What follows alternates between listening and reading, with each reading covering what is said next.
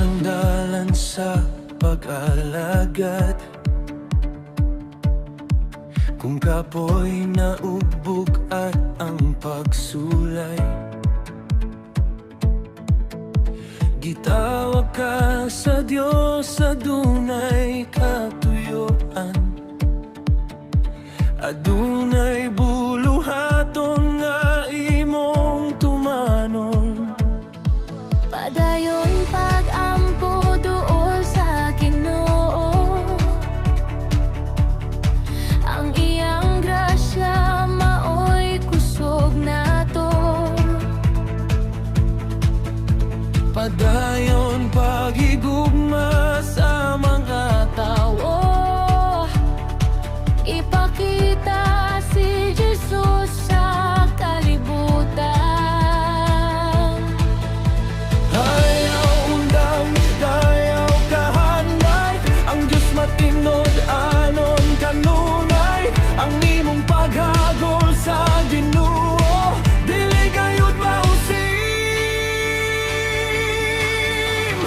Barong nga likod, magpabiling matinod anon.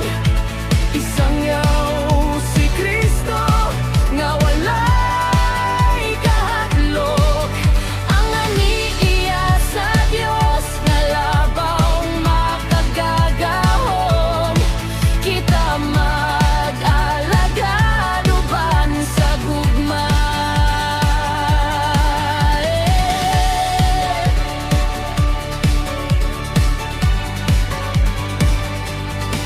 Ang imong luha ug kakapoy nakita niya, ang imong serbisyo hinumduman niya. Padayon lang hangtod sa katapusan, Kay ang pinakamaayo mo abot pa.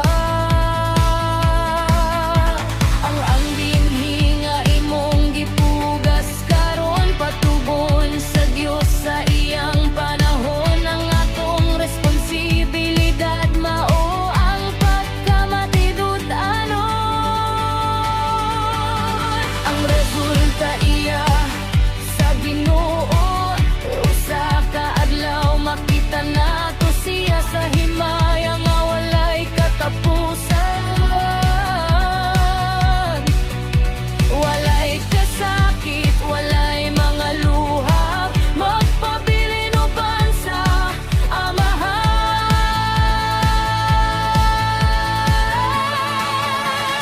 barong nga likod, ayaw kayong undang.